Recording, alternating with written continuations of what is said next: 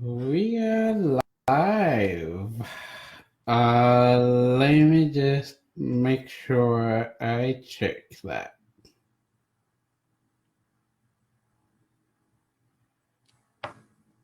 Don't know why my heart is beating so fast.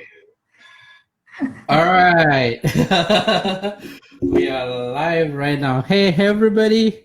Welcome to Elijahspeaks show with an episode called Tell Your Story. And today, I'm so happy to finally introduce to you to my special guest. Her name is Beauty Chabuka, and she's going to actually share with us some inspiring story of her journey from where she came from to where she is right now. The reason of this show is basically to tell the stories that are compelling, inspiring, intriguing, and motivating. The stories that people can relate to, the stories that made somebody go through adversity with that spirit of fighting until they made it in life. So, without wasting any further of your time, I'd like to introduce you to Beauty Chauka. And the first question I'm going to ask you, Beauty, is how excited are you to be at this show? Hi, Elijah, and hi, everyone. Thank you so much, Elijah, for inviting me. I'm super excited to share my story. I believe sometimes when you hear someone else's story and you can relate to them, it helps you with your own personal journeys. And also, it creates a network where you can reach out to somebody and who's knowledgeable in the field or the situation you're going through, and they can help you navigate in that sense. So I'm excited. I mean, I do this for a living. I try to make sure that people are, get the help they need. So I'm here to share my story, and I hope people will benefit from hearing it. And please reach out, and I'm more than happy to help you any way I Oh, can. yeah. I'm so excited. This is going to be so epic. So, you and I have known each other for a while. And of course, probably you are new to a lot of my audience. So, in the introduction, who is Beauty Chabuka? Wow, that's a loaded question.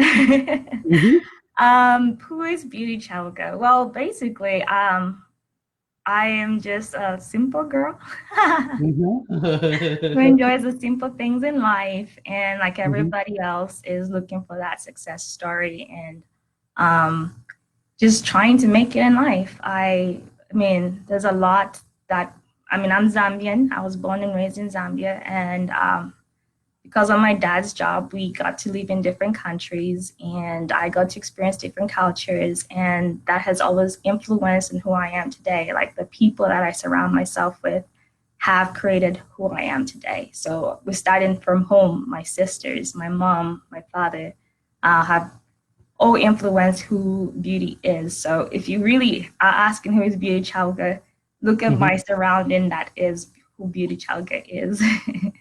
I like that. I really like that. I like that. So Beauty, you touched a little bit about your background. You said you were born in Zambia, then you got to go to different countries, and right now you are in the United States, where you are an assistant professor. Are you a chemist or a scientist? Then you're also an activist. So for somebody who just was born in Zambia, how did that happen? How was your journey like? Can you just walk us through like how you reached to be where you are?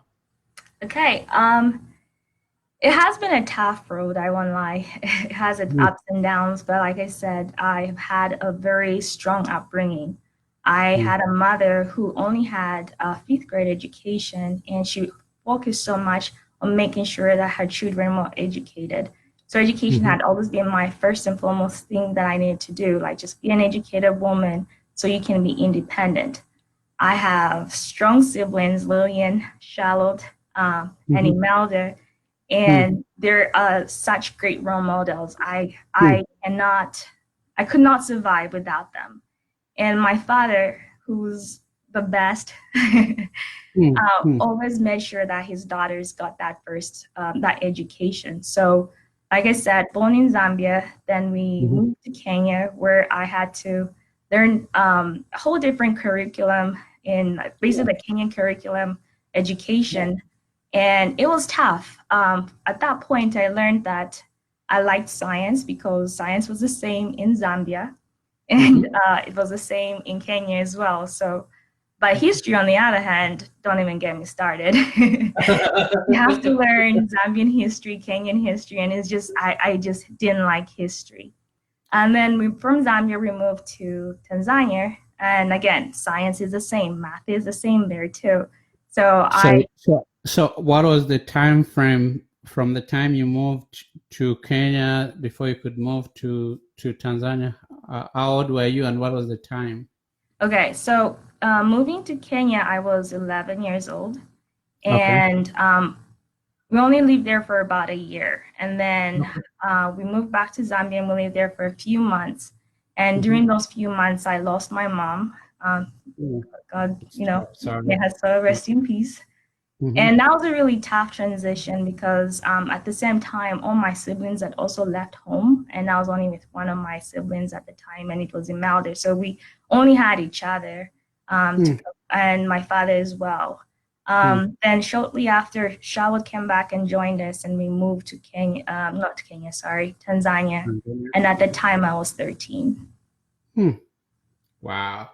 So going through the shock of losing your mom, you're also still on the move. How did that affect you on a personal level and emotional level? It was, quite honestly, looking back now, that time frame is a blur because I think I was just going through the emotions, and I don't think I can't remember what was going on like till date when I talked to my sibling Imelda, who was with me at the time. When we share our stories, I'm like, where were you in the picture? Because I don't even see her. But we were together at the time, so it's a blur. But then I can see today though how I survive in it, and just survived everything, and coping. Really, I coped. We had each other. New country, didn't even know how to speak Swahili at the time, so it was just all I had was my sisters, Imelda and Charlotte, and So, my so, father. so you speak Swahili now? Yes, najua kuongea Kiswahili just a little. Oh, that's amazing. You pick That's up things as you amazing. go. Oh, okay. Asante sana. That's how I know. Oh, that's So, why. so basically, you were 13 when you moved to Tanzania, right? So Yes, again, you had to start in a new education system.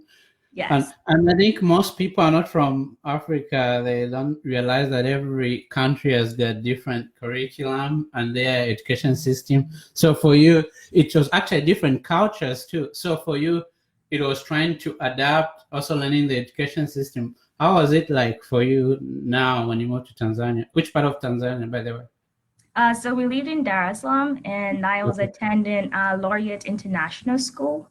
And Okay. at that particular school, there, they focused on the British curriculum, basically like the GCSE. Oh, okay. Yes. Okay. So I These things continued. were hard.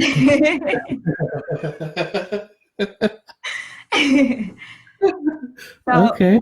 I finished basically Form 4 there at Laureate International, and Mhm. finished my GCSEs, which I didn't do really good in. I mean, I'm talking about how science was my favorite, and at that point, I wasn't even I wasn't passing to where science even seemed like something I'll continue to do in the future.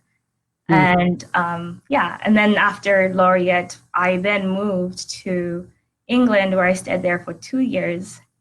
Another new culture, new Wow. education So how system. many years were you in Tanzania before you moved to England? So I moved to England at 16. At 16 years, Wow. So that's after 3 years. about 3 Again, years. Yeah. were you excited going to England? The idea of going abroad was exciting, but living abroad was Hard, was a different story because different I mean, you're experience. coming from a culture where, I mean, you've lived in Africa before, you know how it is, and Yeah. especially like I can say we weren't rich, but we were privileged in some way. Mhm. Uh, so it was different. I mean, it was different.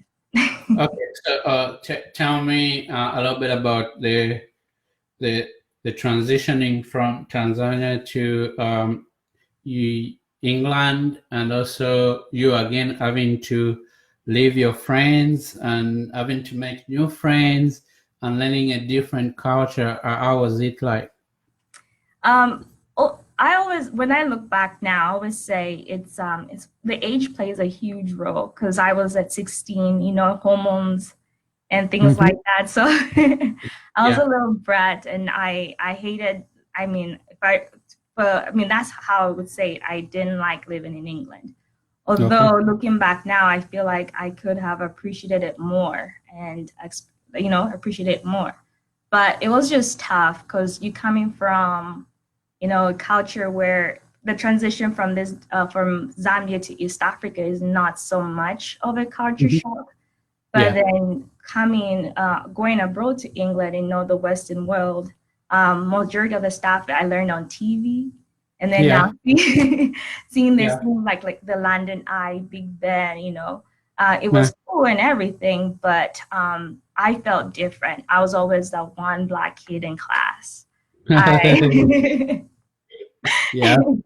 And when you talk, you have an accent, and everybody's saying, "Can you repeat what you just said? Can you repeat?" And you feel like you always have to repeat yourself. Repeat yourself because nobody can understand. When you feel like, oh, I'm sounding perfectly fine. Why can't you hear me? Right? And then I'm also like, I don't understand you when you're speaking, because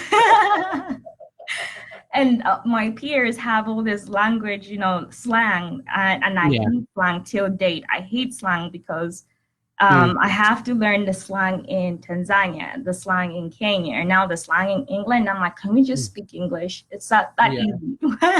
Yeah. Yeah. Wow. So continue. How long were you in England before you had to move? So in England, I stayed there for 2 years. I then went back to Tanzania because my dad was still in Tanzania at the time, for about a Okay. few months. And then at that point, in 2009, I then came to the Mm. United States. Okay, 2009. Yeah, I think I remember. Were you excited coming to the United States? Yes, for sure. I was really excited. I was going to meet my nieces and nephew for the first time, and that was really exciting. And it was. I mean, again, it was not what I expected because I went straight to Idaho. Yeah,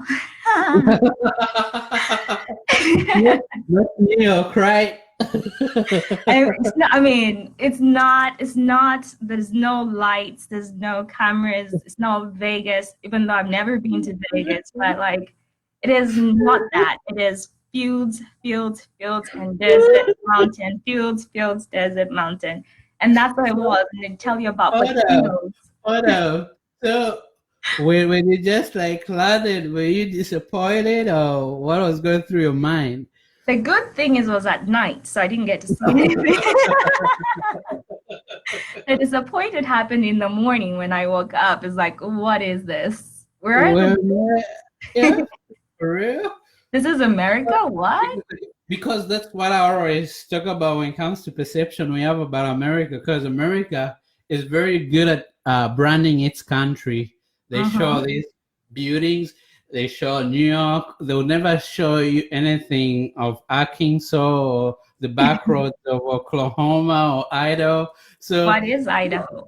yeah, yeah. Like when I came over here, I was in a small city in Ohio called Nelsonville. I was like, what the heck is going on over here?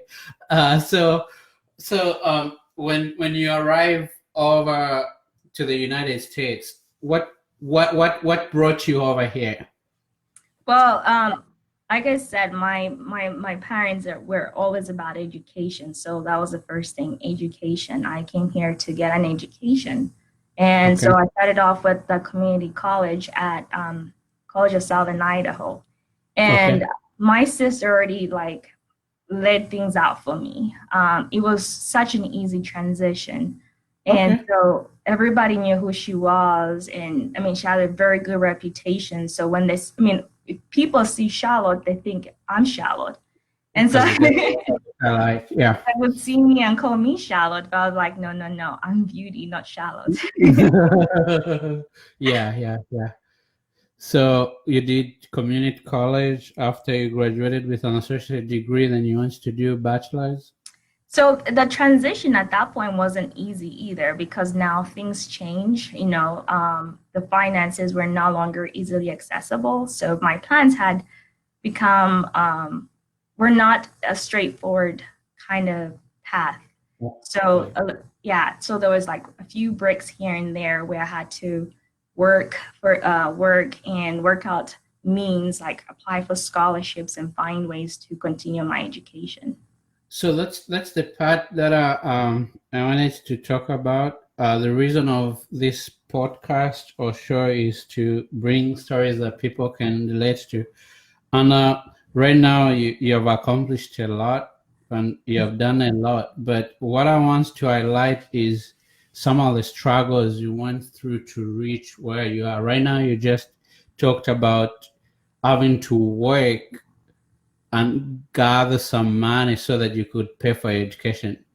Um, what was going through your mind? Because we all know that we always dream of America as a land of opportunity. We don't think of some of the challenges we have to go through to attain something. Yet the reality is when you come over here, you're not just gonna be staying at home and expect that the rent will be paid or the fees. You gotta do something. So for you, what are some of the challenges you had to face while trying to get this education? Um, like I said, initially, it's just the lack of knowledge of navigating the American education system. Mhm. I wasn't aware about how to, like the process of applying to other institutions and all that stuff. So that did put a lot of like how obstacles in my way. The second one was, let's see, let me remember, finances, of course. Mhm. If Mhm. you can't pay for school, I mean, you You can't can't go go to nowhere, school. and it's very expensive, right?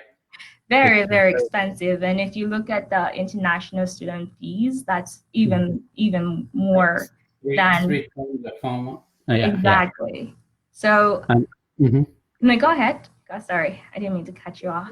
So you were going through education as an international student, which means your financial responsibilities are even higher than somebody who was born in the US. Then there's also this thing of if you don't pay or enroll every semester, we're gonna kick you out of school and you'll be out of status, which means you can be returned back to your country. Most people don't understand this. They You don't. just spelled So it out. you're not only thinking about I have to pass my class, I have to clear my course. You're thinking about I have to pay the fees, I have to buy the book so that I can maintain the status. Then I have to do this and all that You stuff. have to eat, you have to pay rent, you have to, I mean, there's all those things. Yeah, yeah, it's those that financial burden that was very heavy for sure. And you are able to do it and you overcame. So tell me how that journey was to the time when you graduated with your bachelor's. So, initially, this is a funny story. I Hmm. don't know. I usually get emotional on this story. It's fine. Fine. We got you. Mm-hmm. Because one of the things that sorry, let me catch Take my your breath. time. Take your time. Take your time. Take your time.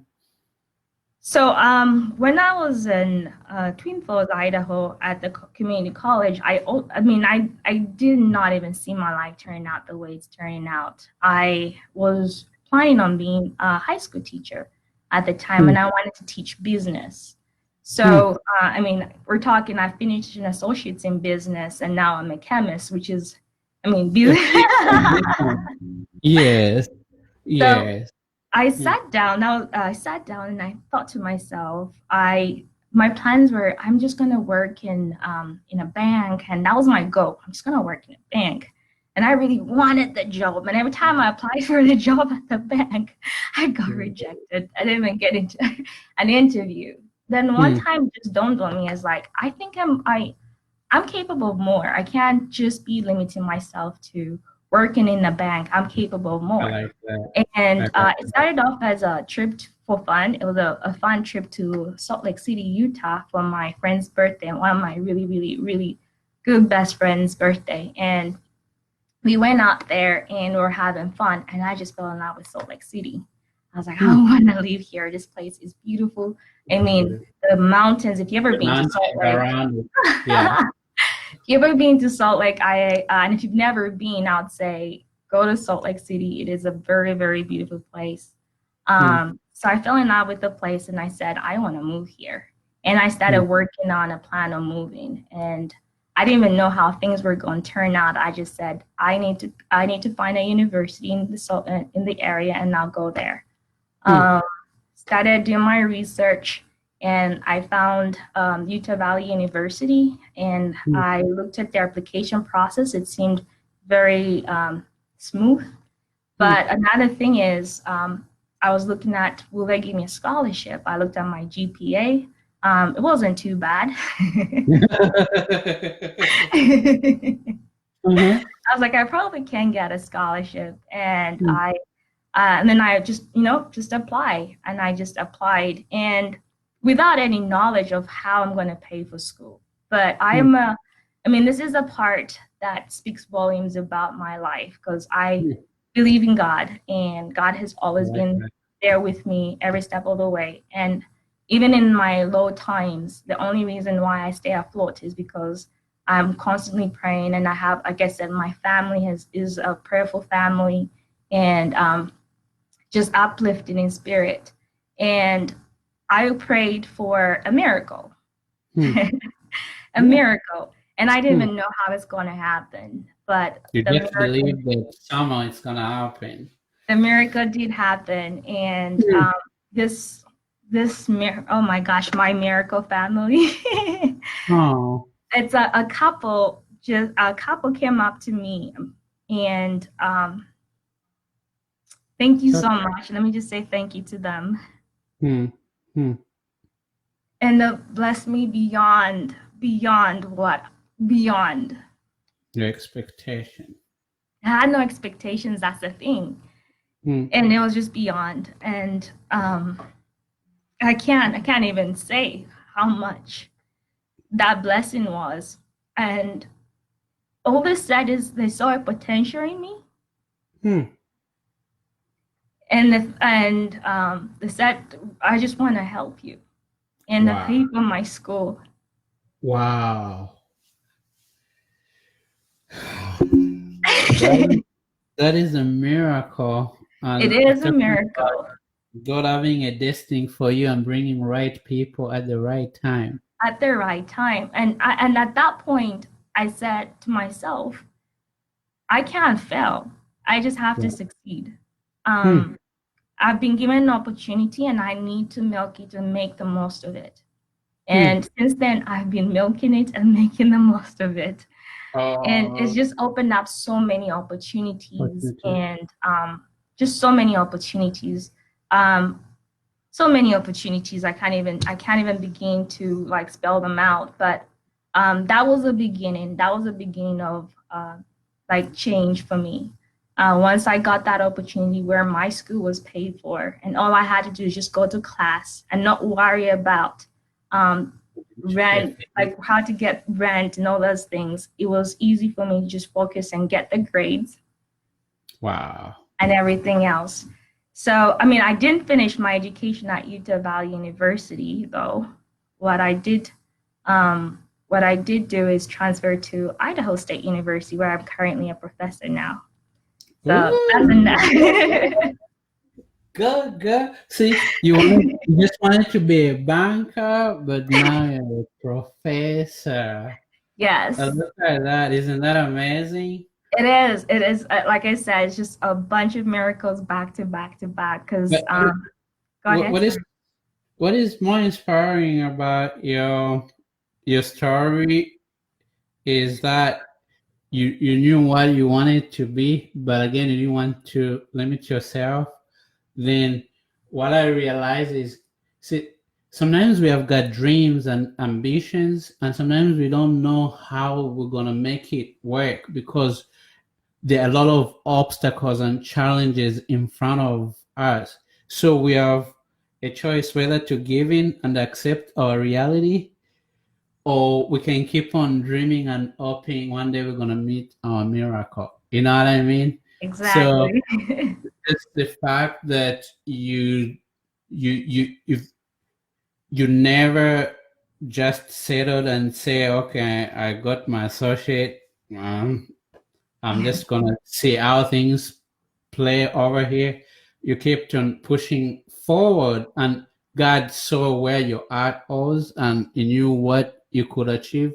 And because of your attitude, your mindset, you're able to attract people around you who could see the potential, and they were able to invest in your dreams. And today you're a professor.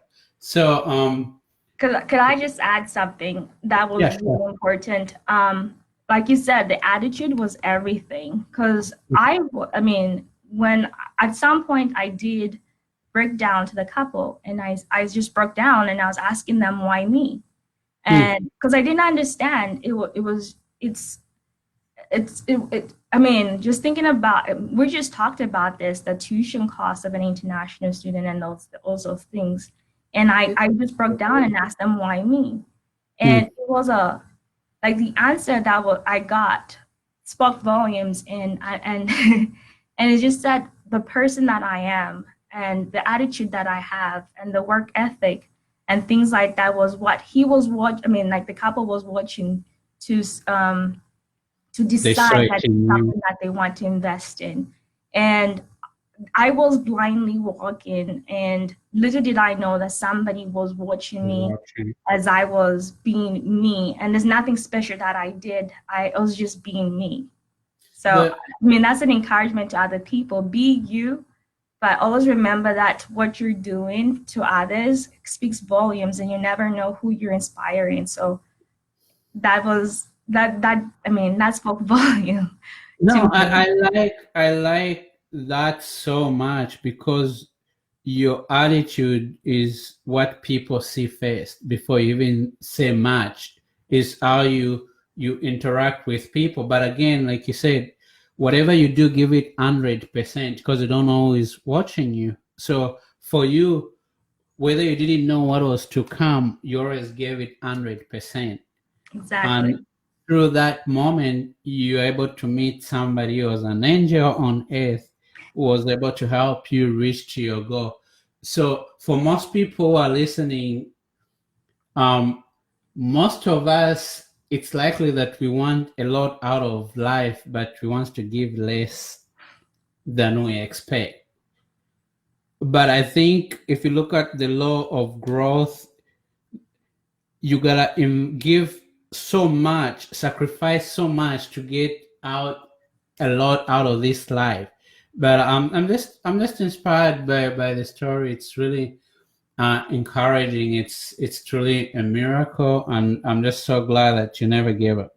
So, from doing business, then all of a sudden to doing chemistry. What happened over there?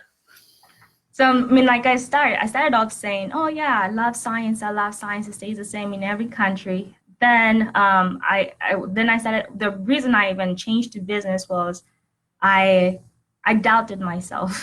I doubted my abilities, and so Why I didn't thought. you call me? Why didn't you call me? I mean, it's one of those things where you sit with an advisor, he looks at your grades and says, nah, these grades won't take you where you want to go. And you just say, yeah, probably, I probably won't make it right. So you agree with them. And it's like, no. And then when I moved to Utah is when I looked at my, I mean, I was really like self-analysis. And it's like, I am capable. And I that's when like that. I started off on the chemistry journey. I looked at my transcripts. I'm like, okay, let's do chemistry. Let's do this. And so I jumped on that chemistry boat, and I've been writing it, and I continue to write it. I apologize Mm-hmm. for that. And I continue to write it. And it's been tough. I can't say I'm like an intelligent genius kind of person. It's a mindset. My I mindset. like that because I want us to be real. I want people to understand of how real it gets. It's tell me more why it's not easy. Is my growth mindset. There's people who are, I was younger then, and I had a fixed mindset saying, I probably can't do this. I'm not good enough. I'm not even good at math. And I had to take physics, and physics was a one. Physics Mm. was That is. was the class that stopped me from pursuing chemistry at first. Oh, I just like, I'm not you want good to at stop physics. pursuing it? It's a required course to take Okay. physical chemistry and all these other courses. So And it's like you couldn't pass through physics? physics was the obstacle for my degree, for sure. How many times? I failed physics once, and yeah, Okay. once. And What was going through your mind when you felt it? like I said, it was I'm not smart enough.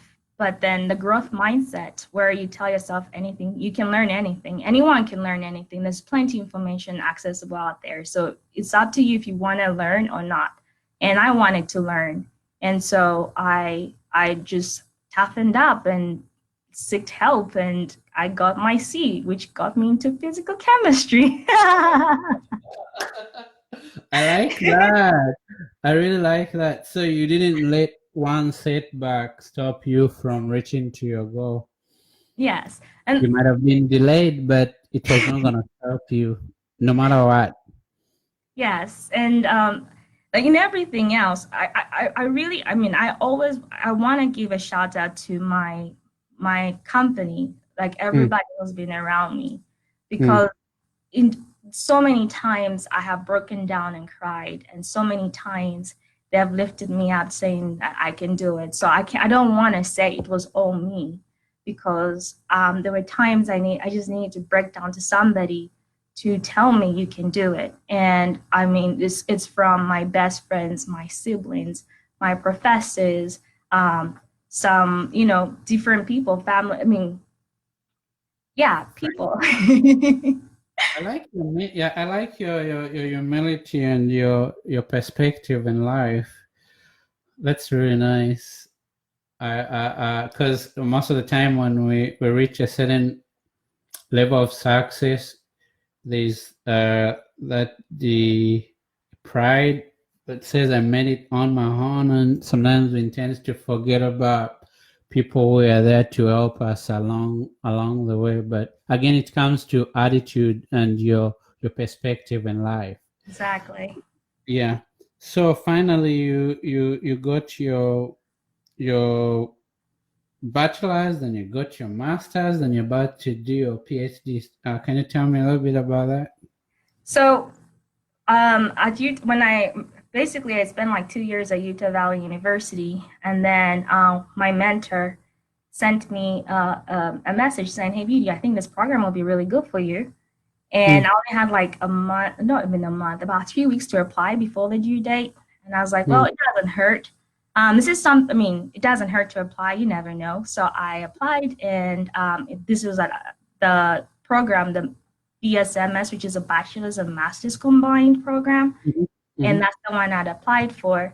And I got accepted, and it came with a full ride scholarship and a stipend for Oh, being a TA. And so I yeah. was like, I was like, well, it was meant to be. I packed up my bags, uh, by Utah, brokenhearted. I mean, like, I love Utah. I would love to go back one day, Yeah. but it was necessary. So I came to Pocatello, which I didn't like. Again, I didn't like Pocatello. Why? Why? Um, it was my first, I mean, I have history in Pocatello, and my history in Pocatello is not pleasant. And when I'd come back to the city, it wasn't, I had to change my attitude and say, hey, you came for a degree, just do what you need to do. After that, I had to do research for my degree, for my master's portion for my degree. Okay. And for what I, so like you basically when you get into research, you have to visit each professor's lab. Yeah. And all the professors were fun and everything, and I was like familiar with the chemistry. But this particular lab, which was Dr. Kalidas' lab, they were using the, like they didn't use it. Basically, you didn't have any chemicals in this lab. It was just computers. And I was like, okay, computers. Computers, what are we doing? Is this a lab? Because in my head, I thought chemistry was all about, not in my head, but like chemistry, when somebody talks about chemistry, it's all about take this, mix it together, poof, right? Here we are playing around with computers. So I asked questions, and eventually I understood what the lab was. I do chemometrics, which is basically statistics of chemical data. And it's a lot of coding. So I was like, wait, here's something new I can learn. I started learning how to code using MATLAB. And now I'm good at it. You can code? I can code because of the lab. Did you guys use JavaScript or HTML or what is it? Using MATLAB. MATLAB? Yes. Really? That was part of your degree, or is this something you learned while in the lab? I had to learn in order to work in that lab because it was all computers. Wow, that's amazing. That's really good. And I started working on my project, which was microplastics. And again, if you don't know what microplastics are, it's micro meaning small, and plastic is just plastic. So I saw that you did actually a research that was published, and I saw something like microplastic. I'm gonna come to that later on, but I just wanted to tell me some of the challenges you went through while trying to get your master's. If there's any moment you felt like, I don't know if I'm gonna finish with this, so if you ever felt like that. If anyone has ever done grad school, it's almost like every day you have those moments. Where you doubt your ability to finish. It's I think that's just a part of grad school. It's tough. It basically you have to have the heart for it. You can't go into grad school thinking you'll be taught, because really you want to have to want it. If you don't want it, you won't complete your whatever degree that you're seeking as a graduate student. So it was every day. Like I can't say every day, but it was a lot of times that I can't count.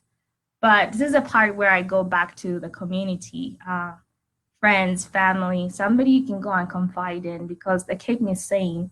If I didn't have them, I would probably have quit a long time ago. And but I didn't, because I had my siblings, I had my best friends, I had my, I had different people at the time. And this boyfriend at the time was also there. No, I'm very supportive, huh? that's really important too, because I had a partner that was understanding and very supportive as well. From time to study, don't hang out with me kind of style. You want that. You want somebody who's not taking the time away from you. So I am just gonna, like I said, I'm giving shout outs to everybody, because it's our success. Whenever, they're talking about seeing that paper, I always say we did it, because it was not just me. It was all of us working. For every time I worked on my computer and stayed up late, there was somebody who was telling me you can do it. There was somebody who was lifting me up, listening to me cry and all that stuff. So you're literally at a good inner circle. You're in good company. The company you keep. So your journey to success always requires a good company. People believe in you, and they're gonna help you get up when you're down. Exactly. Then after that, you finished your master's, then one day I was checking out your Facebook, then boom, I see the published research with your name on it. Then I was like, wow, this is First you. author. Ooh. So tell me about that research that got published, how it came about, and how you did it. So it was my research paper that was required for graduation, and I did a lot of preliminary work on it as part of graduation. And then after I got done and I graduated with my master's, I talked to my supervisor and I asked them, "Hey, would you be willing for me to continue on this project? I'd really like a paper out of it." Then he said, "Well, if you're willing to work hard, sure, do it." And I just started working, and If and you're willing to work hard, that was the yeah, condition. I had to Okay. be working hard. And So, with my working as well, I also started getting connections. Like I mean, usually when you're in grad school, the university kind of pays for you to go to these different conferences. But at the time, I wasn't even, I wasn't a grad student anymore. I was just part of the university working in my current position. And so I had this full-time job doing the research and after I get off work, and also trying to network to find opportunities. And I met one of my no, I can't call coworker, but person that worked in the lab. I was mm, like, we went to a conference together, and he said, "Hey, I'm going to this thing. Do you want to come?" I was like, "Sure." And sure enough, connections started, and I met this man, Dr. Whitley. Let me just call him Andrew. all right.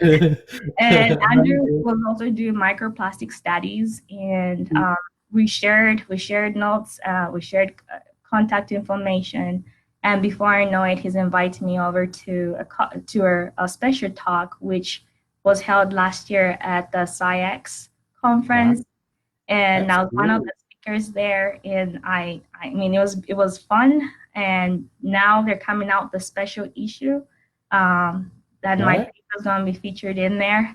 And the good part about that Congratulations. paper is basically like the groundworks of microplastic research is very new to the science community because I'm not sure how you're familiar, like knowledgeable No, about. actually, I wanted to break it down a little because I don't understand a single thing. What is that? What is that micro practice? Chibemba. Okay, tell me, what is that? Microplastic or some? What is that? So um, basically, about 50 years ago, plastic was Hmm. invented, and roughly 50 years ago, but they didn't know that it degrades. Now they're finding out that actually plastic degrades, it's perishable. And so the process of it breaking, I mean, it breaks when it's in the landmines or in the water, like basically when it's out there, it breaks down into smaller particles, and those smaller particles are what we're referring to as microplastics. And basically, they're between Oh, 1 micrometer to 5 millimeter, which is, I mean, they get really small. You need a microscope to actually view them, but not the 5 millimeters one, because you can see what 5 millimeters looks like. But but the thing is, once they discovered that, they started wondering how would this affect the ecosystem, because you're finding so many plastics, in the waters, in the ocean, wow. in the Yeah. rivers, and if they're becoming that small, meaning things like plankton can eat that, and what eats plankton, fish, what eats fish, we eat fish and other animals. So if Yes. it's traveling up the food chain, what effects does it have? So that's the biological research side. But Oh, my research focuses on trying to understand what type of plastic is out there.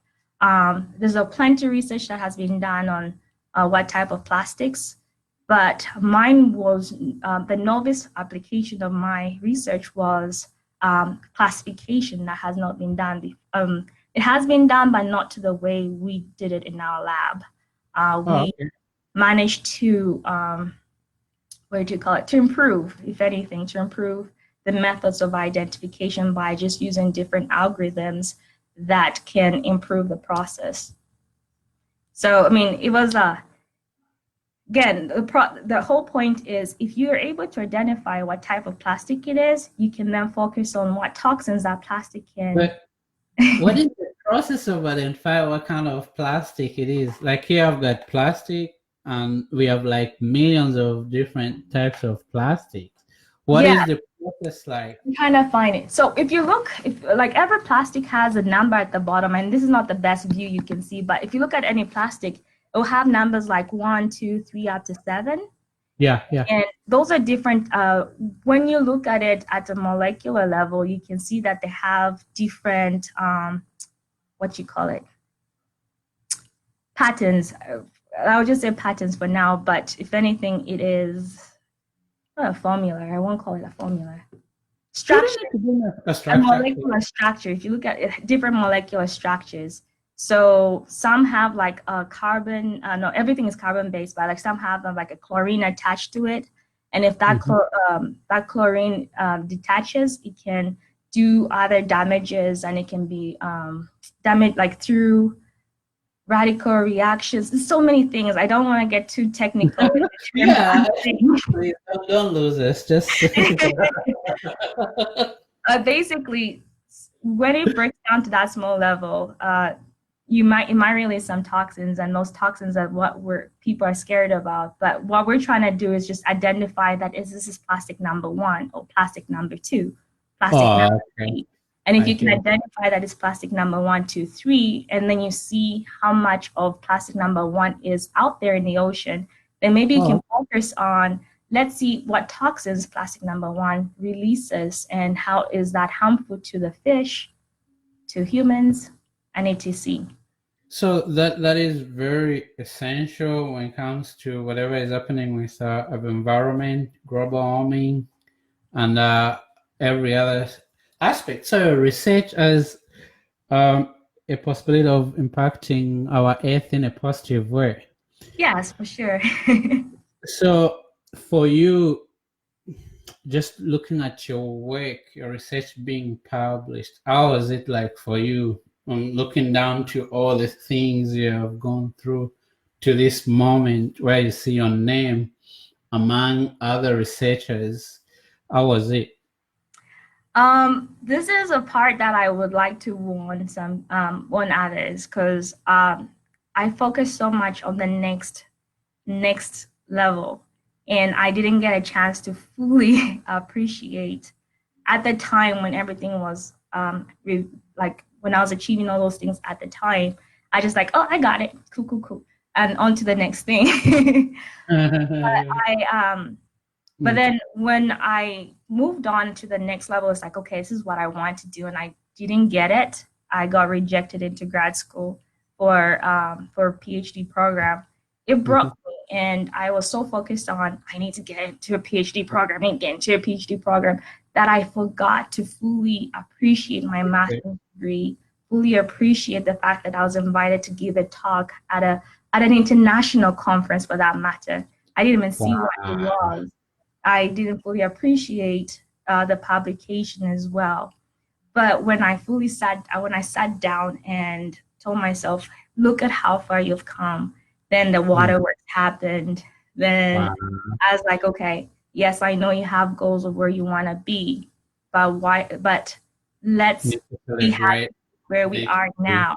So I like that, because that was, I don't know if you didn't realize, that was very huge. Every year there are a lot of people are doing some research and trying to make them published.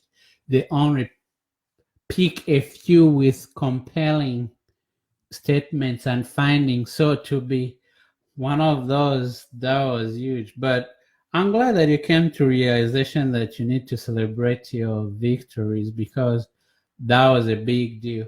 Then after that, you touched about being rejected in a PhD program. How was that for you? How did it affect you? Like I said, I think at the time, because of my high ego, it was not very humbling.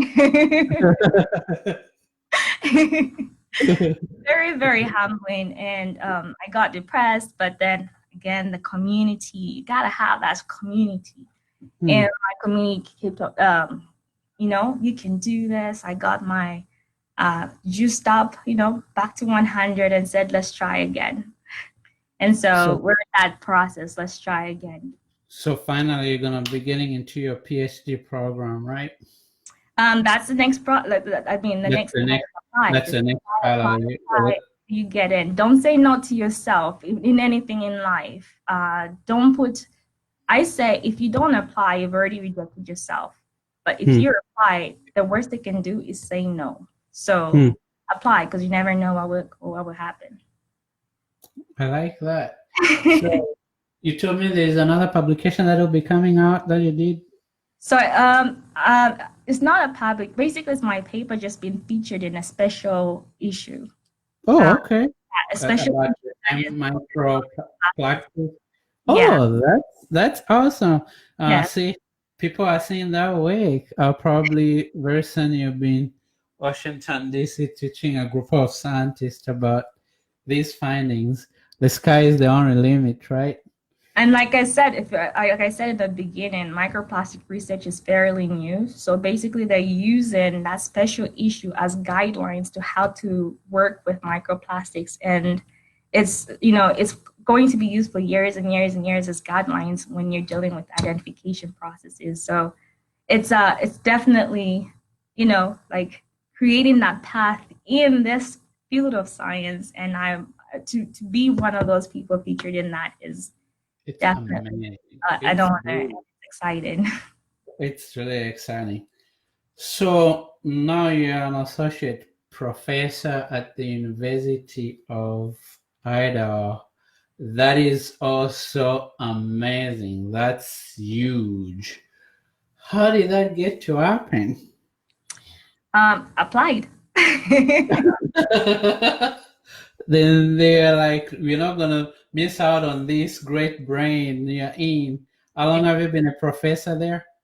I've only worked here for a year, so I'm on my second year now. So Is it exciting, the experience? it's very exciting. I mean, I'm learning a lot every day, and I love being a professor because, again, like I said, I wanted to be a teacher at first, high school, and now dealing with these matured students who Mhm. are, part of the society, these college students. So it's definitely fun to see when you see one of the students graduate, or you see them succeed, or they come back and teach you one or two things, which always happens. And I mean, it's always very rewarding position, like occupation. I'm enjoying every bit of it. So I find you intriguing in a sense that I have a lot of friends and very few people say I want to study chemistry, and they keep on climbing on their success to being a professor and eventually wanting to get a PhD. With that being said, what do you think? What is it that sets you apart? What sets me apart from Everybody else, because you're unique and different in your own special way. You've got your own path, you've got your own drive. What is it that sets you apart from everybody? um because I'm beauty. I'm kidding.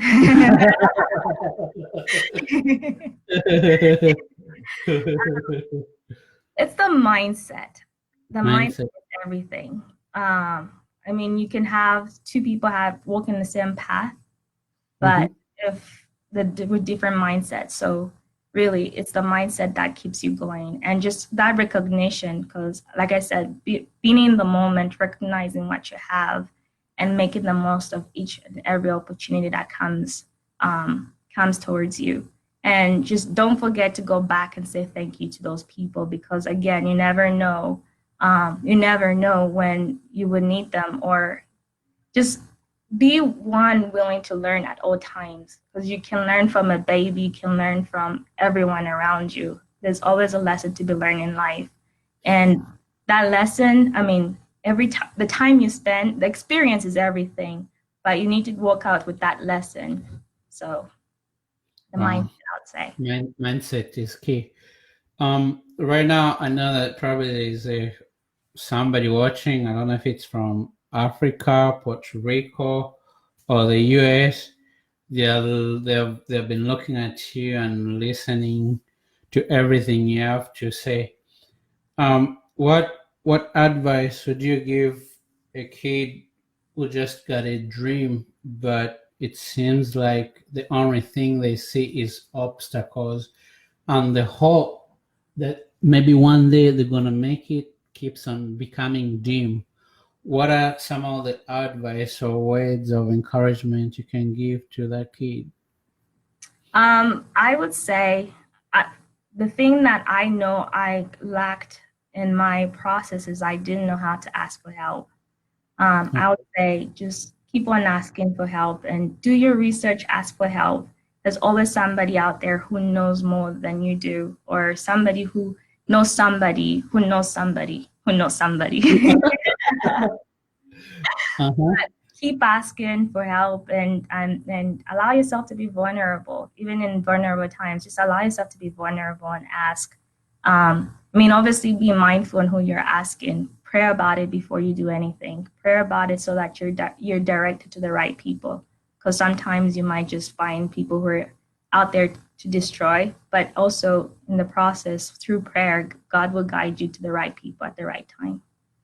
That's some deep stuff. I'm glad to hear that. Uh, then the other thing I want to ask you is basically when it is all said and done, I know for sure you're gonna keep on going, you're gonna keep on pushing yourself beyond the limits that people said or the world said. What is one thing that you want people to remember you for? What legacy would you like to leave? Wow, that's a very a loaded question. That's a loaded question. Mhm. In all honesty, Mhm. not so much about their awards or the education or any of that stuff. I think just as a person that was there to touch your life at the time when you meet me, I hope I leave behind a good taste in your mouth of our interaction, our experience together. I hope you can remember the times we laughed, the times we, lifted each other up. That's what I hope to be remembered for. Just that one-on-one connection that we have shared together. So, and I hope it's positive. If it's negative, please forget and forgive me. Forgive me, and let's move on. Uh, so that question will connect me to you being an activist, getting involved in trying to solve the world problem. I know you're passionate about that area. So what is it that you're doing to be part of the solution to the problems that we are facing, starting from modern slavery of young children to racial injustice, to poverty, diseases?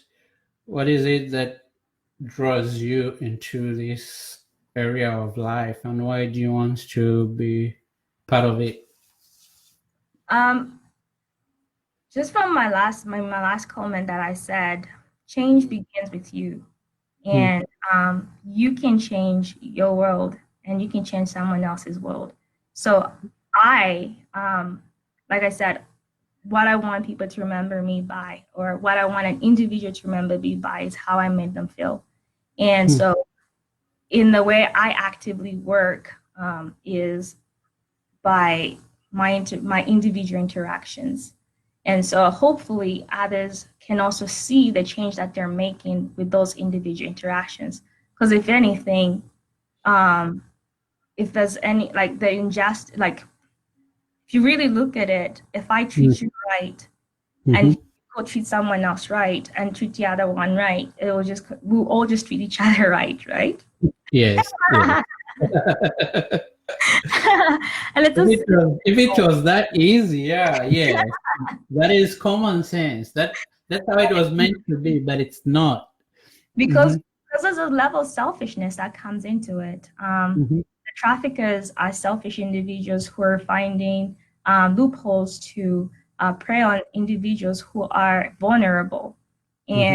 And again, that stems out of selfish, it stems out of ego and all that stuff. So same thing. If we just as an individual, if you choose, I'm gonna do right by others and while not neglecting myself, because you also have to do right by you. Hmm. You don't Yeah, want to that's. stress yourself. Hmm. So just do right by others and just raising awareness like this the takeoff which is basically the cost of freedom Hmm. campaign. It was Hmm. founded by my best friend Alma Jam, who I mean she's amazing, she's awesome, and I guess the company keep right. Oh, wow, yeah, yeah, yeah, yeah. You said it. You said it. Yeah.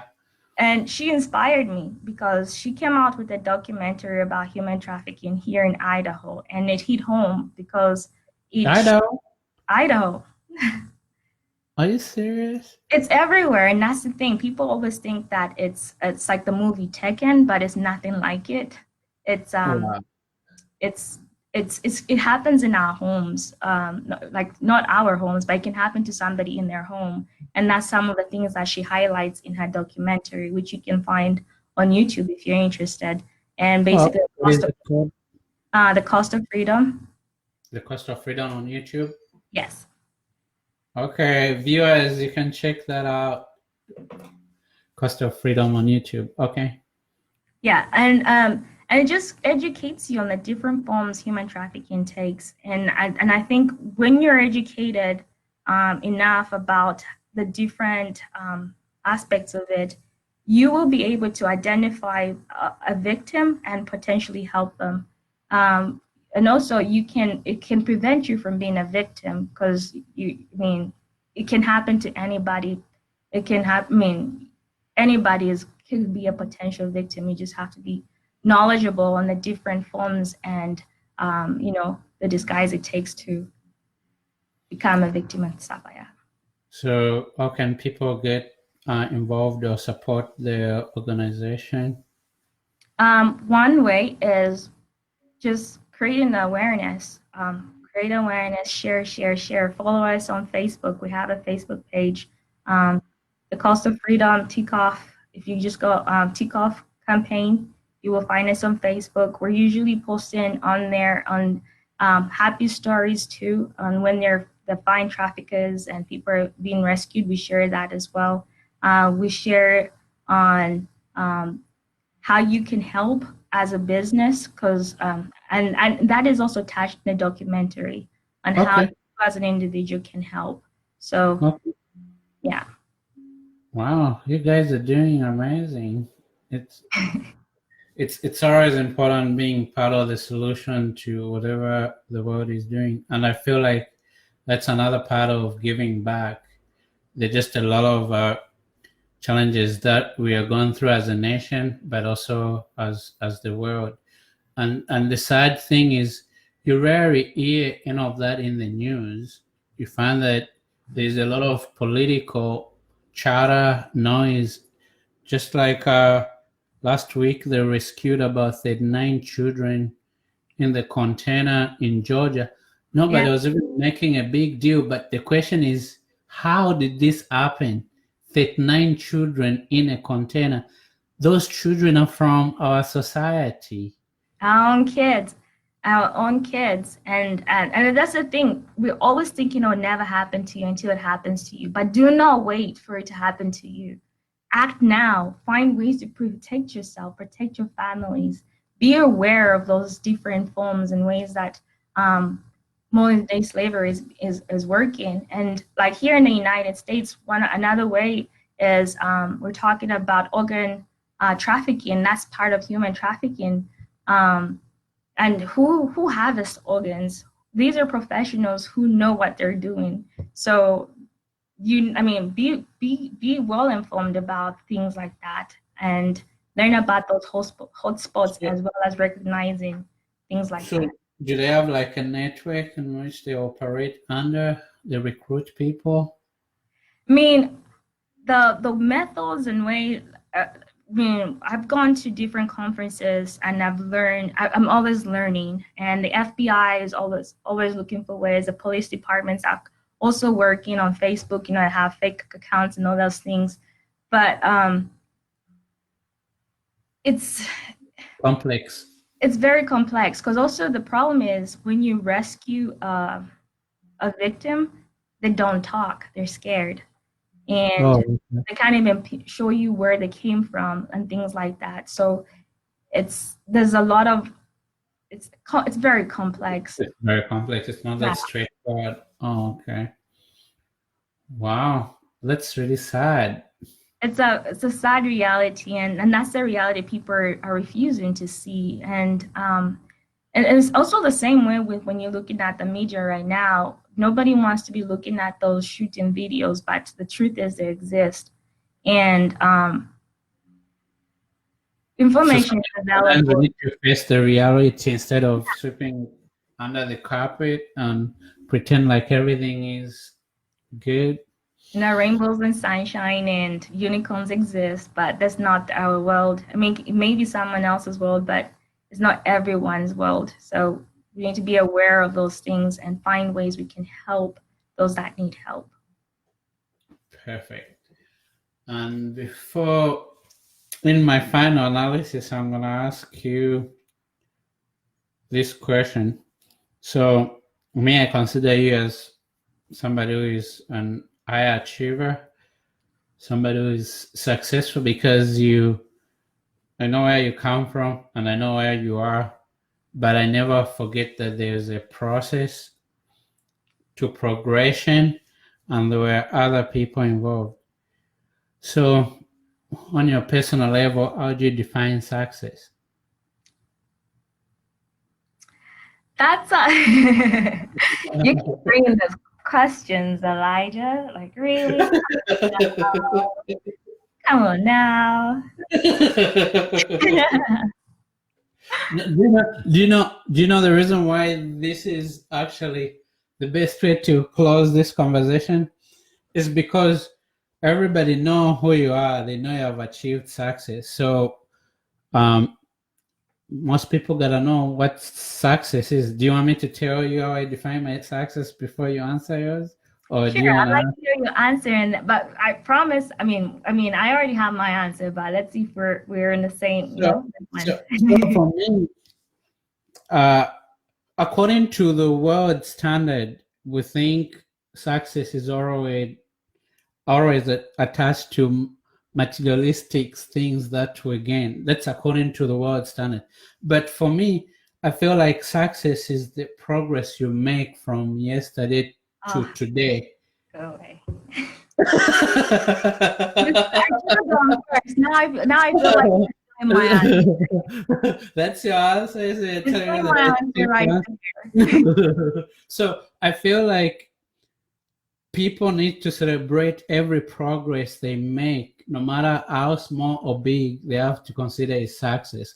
What that is going to do is just going to motivate them to even go for more. So what you are is not only successful, it's the combination of different success collectively that pushed you to reach where you are. That's why I consider you to be successful. So tell me, what's the definition of success?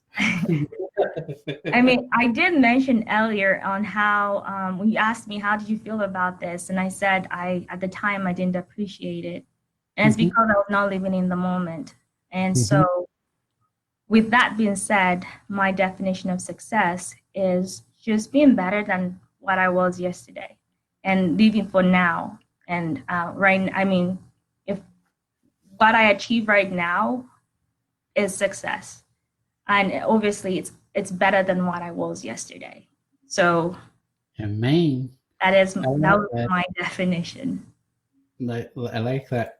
So there are the people who have listened to you talk. There are people who are gonna want to follow your future way.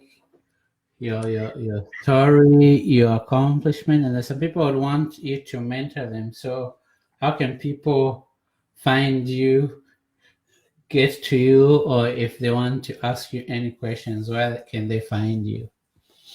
Because I know that sometimes you leave Facebook for 2 years. Sometimes you gotta get that social media cleanse. Yeah, yeah, that's true. I hear you. I hear you. Well, of course, Facebook. Well, when I'm available on Facebook, I'll Okay. always have my LinkedIn. My LinkedIn is my name, Beauty Chabuka, so you can also contact me through LinkedIn. Mhm. Another process is if you go to Idaho State University, my information is there too. Okay. You can find my professional contact information and things like that. So, Hey guys, you hate professional. We don't want anything personal.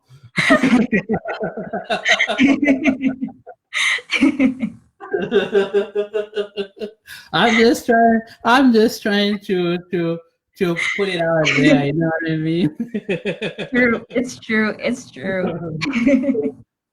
So guys, you heard where you can find her or reach out to her if you have any questions. So Beauty, any last remarks, any comments, anything as we are about to go offline?